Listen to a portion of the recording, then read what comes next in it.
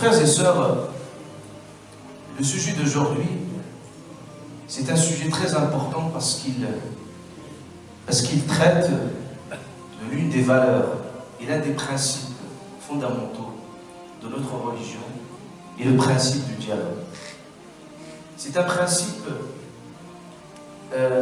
auquel le Coran nous invite à en faire une éducation au dialogue, et qui se reflète, qui se traduit dans tous les domaines, bien confondus.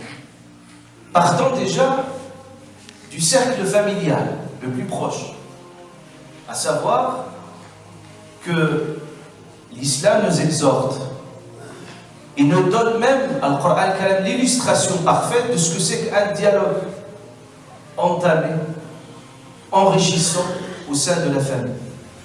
Partant déjà de la relation père-fils. Le Coran nous donne des exemples à suivre quand il y avait ce dialogue très enrichissant. Avec Ibrahim alayhi salam, avec son père, malgré la différence de religion, ils dialoguent ensemble et regardez le respect que reflète Sayyidina Ibrahim alayhi salam en s'adressant à son père. Malgré qu'il était dur à son encontre, mais il voulait absolument trouver le moyen d'échange et d'interaction avec son propre père. Le Coran aussi parle du dialogue au sein de la même famille. Il ne parle même quand il s'agit du sevrage de l'enfant. Et de ne pas prendre la décision tout seul, mais le faire dans la concertation. Et c'est quoi la concertation? C'est un principe. On doit débattre. C'est le débat. On doit échanger pour trouver une solution. Surtout quand il s'agit de l'enfant, des deux parents, où ils doivent collaborer ensemble et échanger ensemble pour le bien-être de leur propre enfant. Et le Coran le dit très clairement. Il dit, s'ils veulent le sevrage de leur enfant, ils doivent le faire de la concertation et arriver à une solution, consensuelle. Le Coran aussi nous parle aussi du dialogue entre deux frères. À un moment, Sayyidina Moussa alayhi salam avec Haroun, c'était deux frères. Deux frères qui partageaient la même vision, la même mission. Parce que Allah subhanahu wa ta'ala les a envoyés pour Pharaon. D'ailleurs, le dialogue même avec Pharaon, aller même vers Pharaon et lui parler. Il ne faut pas avoir peur du dialogue, parce que c'est toujours constructif. Quel qu'il soit, l'autre partenaire et l'autre protagoniste, c'est toujours positif. Et puis, il y avait des divergences à un moment donné. Et le Coran parle de cet épisode dans le Coran al-Karim, et à un moment donné, on a dépassé cela. Ils ont dépassé cela et il a même embrassé son frère pour exprimer ses regrets et pour partir vers l'avenir. Donc le dialogue aussi avec les autres cultures et avec les autres, quels qu'ils soient. Pourquoi? Parce qu'Allah subhanahu wa ta'ala nous a créés différents. Il nous a créés différents parce qu'on ne peut pas penser de la même manière. Il n'y a pas la pensée unique. Et on ne peut pas également réfléchir de la même manière, agir de la même façon. On peut avoir des regards très différents. Donc, le fait d'entrer dans le dialogue, ça permet d'avoir un regard croisé. Et aussi, avoir d'autres visions qu'il faut absolument l'intégrer pour pouvoir avancer dans le bon sens. Et c'est dans cet esprit qu'il faut l'inculquer. Même le dialogue scientifique. Les ulama, nous savons, ils ont montré la meilleure illustration de ce que c'est qu'un dialogue dans la connaissance et le savoir. Tout ce que vous voyez aujourd'hui comme produit intellectuel, produit des doctrines et des écoles religieuses, parce que ces écoles, il y avait un échange très constructif.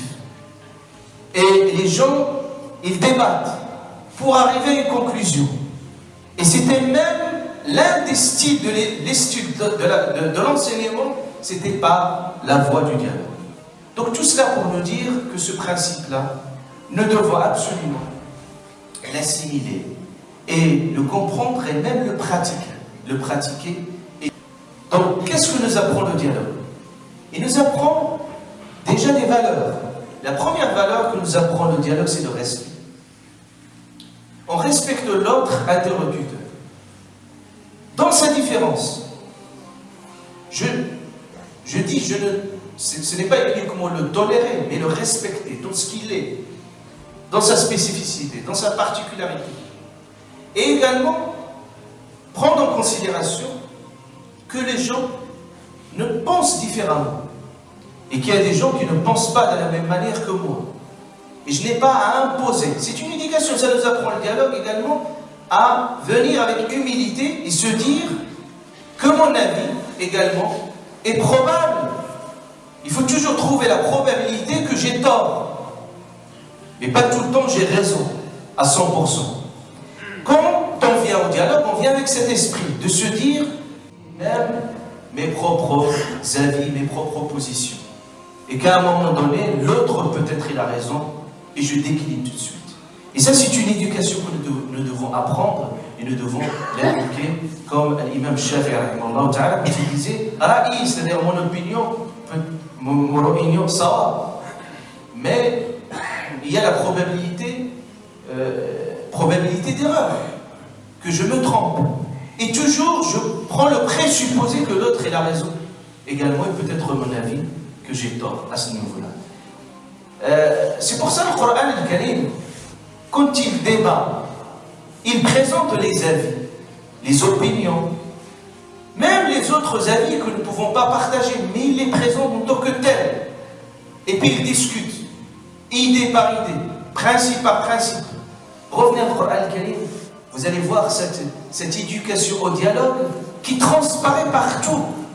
Et ça nous montre finalement quelle éducation que nous devons avoir. Sans personnaliser le débat, allant sur la profondeur des idées et les discuter, une idée par une idée.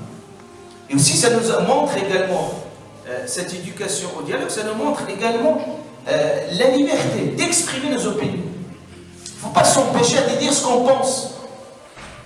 Et le Coran al-Karim, il a donné un espace à Iblis pour qu'il s'exprime et qu'il dise ce qu'il a à dire. Et ça, c'est important que nous devons l'inculquer